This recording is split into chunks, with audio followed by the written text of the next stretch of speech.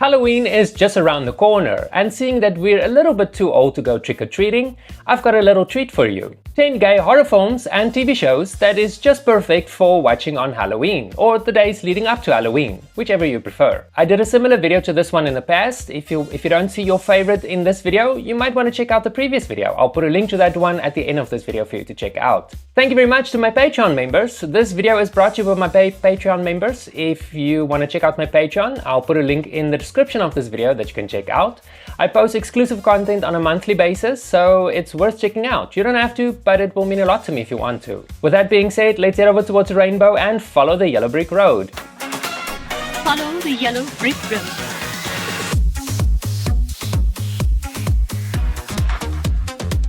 Is that me? No. That's me.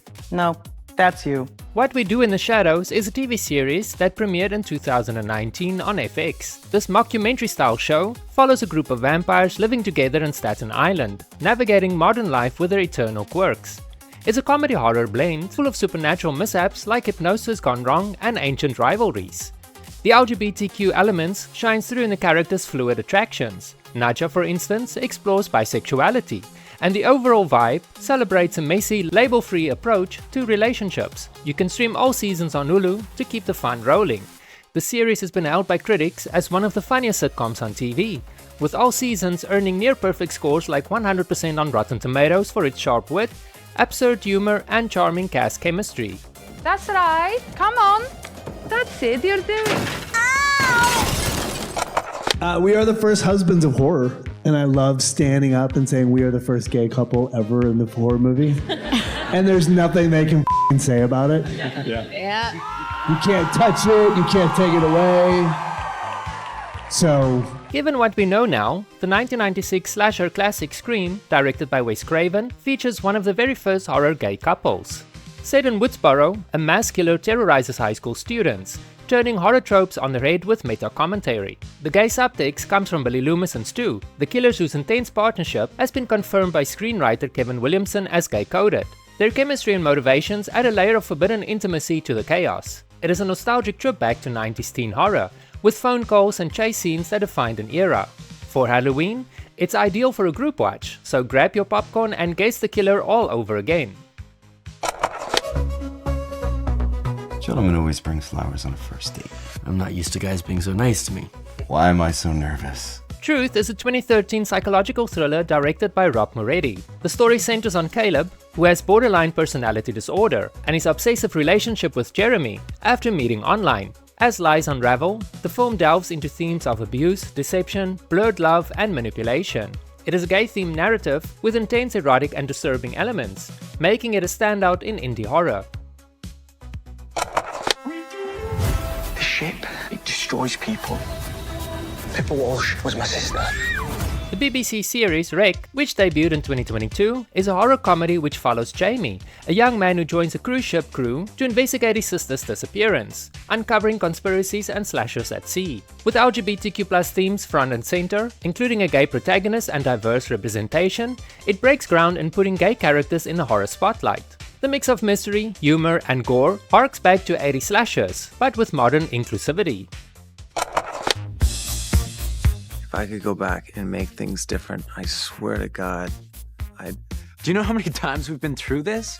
Dante's Cove was a series on EDUΔRD which aired between 2005 and 2007. The supernatural soap opera tracks a young gay couple in a coastal town haunted by witches and ancient curses from the 19th century.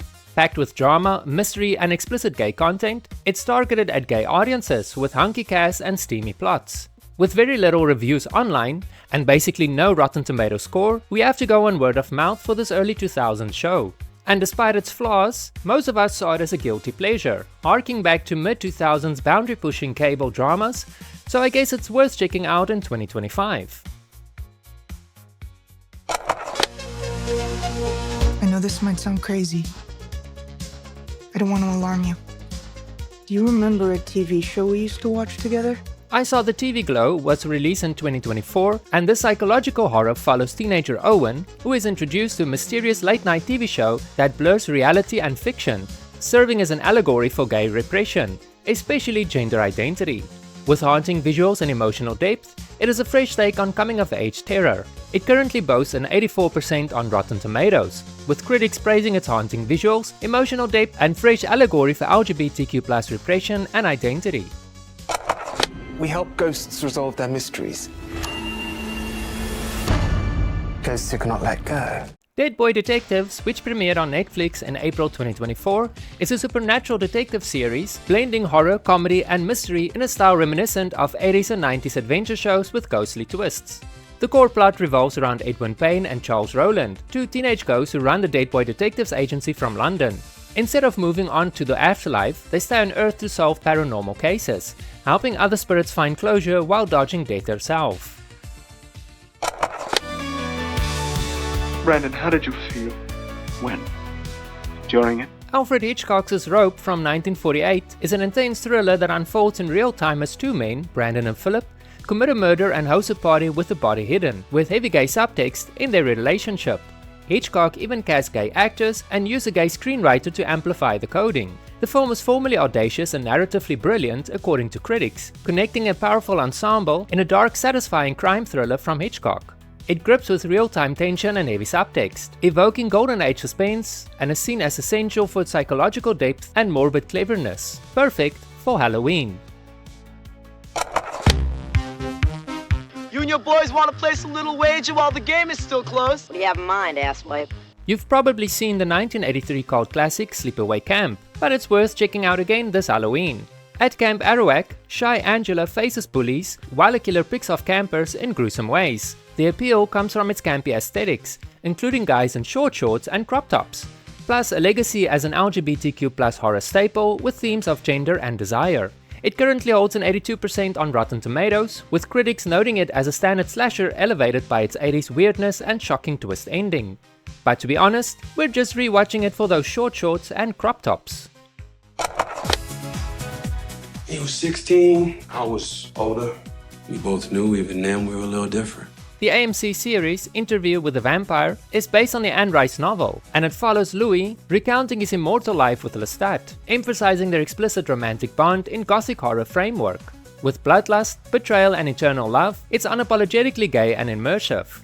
The Interview with the Vampire TV series averages on 99% on Rotten Tomatoes across seasons, with critics praising its playful tone, expansive gothic sweep, and vivid characters that resurrect Anne Rice's opus brilliantly. We'll need trunks that'll fit our coffins. Make sure they have locks. Locks that trigger from the inside.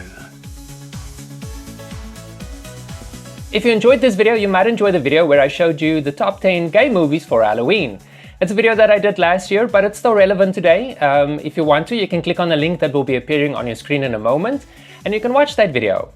Thank you very much for watching this video. If you liked it, give me a thumbs up. I work really hard on my videos, and it means a lot to me if you just give me a thumbs up and subscription. It helps a lot with the algorithm so that other people like yourself can find me more easily on YouTube, and that way my channel grows. Thank you very much, and I'll see you in the next video.